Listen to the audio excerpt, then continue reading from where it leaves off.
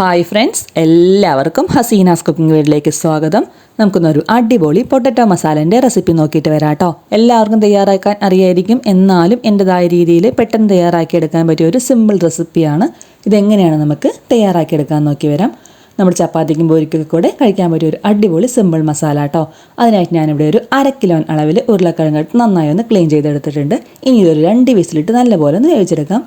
ഒരു പാൻ വെച്ചിട്ട് നമുക്കിതിലേക്ക് 1 ടീസ്പൂൺ അളവിൽ ഓയിൽ ഒഴിച്ചു കൊടുക്കാം. നന്നായിട്ട് ചൂടാകുമ്പോൾ ഒരു 1/2 ടീസ്പൂൺ അളവിൽ കടുകും ഒരു 1/4 ടീസ്പൂൺ അളവിൽ ഉഴുന്നുപരിപ്പ് അതുകൂടെ ചേർത്ത് കൊടുത്തിട്ട് നന്നായിട്ടൊന്ന് നമുക്കിത് പൊട്ടിച്ചെടുക്കാം കേട്ടോ.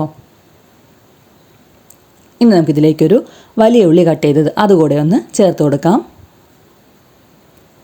ഒരു 7-8 പച്ചമുളക് ചെറുതായിട്ടൊന്ന് കട്ട് ചെയ്തത് അതുകൂടെ ഒന്ന് ചേർത്ത് കൊടുക്കാം.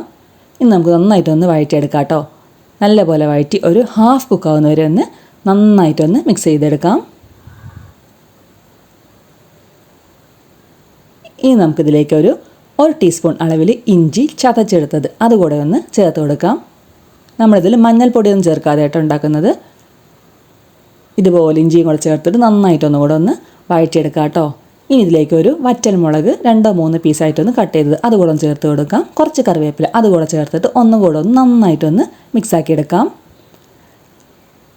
ഏകദേശം ഒരു ഗോൾഡൻ കളർ ആവുന്നവരെ വഴറ്റിയെടുക്കാം. ഇനി ഇതിലേക്ക് ഒരു 1/2 ടീസ്പൂൺ അളവിൽ ഉപ്പ് കൂടെ ചേർക്കാം.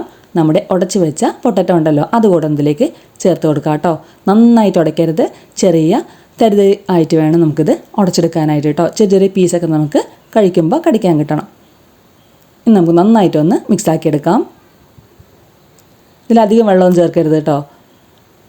ഇതുപോലെ നന്നായി ഒന്ന് മിക്സ് ആക്കിയിട്ട് അവസാനമായിട്ട് നമുക്കിതിലേക്ക് കുറച്ച് മല്ലിയില കട്ട് ചെയ്തത് അതുകൂടെ ചേർത്ത് കൊടുത്തിട്ട് ഒന്നുകൂടെ ഒന്ന് നന്നായി മിക്സ് ആക്കിയിട്ട് 1 മിനിറ്റ് ഒന്നുകൂടെ ഒന്ന് തിളയ്ക്കാൻ വെക്കാം കേട്ടോ. നമ്മുടെ ഈസി ആയിട്ടുള്ളൊരു അടിപൊളി സിമ്പിൾ പൊട്ടറ്റോ മസാല തയ്യാറായി കിട്ടിയിട്ടുണ്ട്. ഇതുപോലെ നിങ്ങൾ ട്രൈ ചെയ്ത് നോക്കിയിട്ടില്ലെങ്കിൽ എല്ലാവരും ഒന്ന് ട്രൈ ചെയ്ത് നോക്കണേ.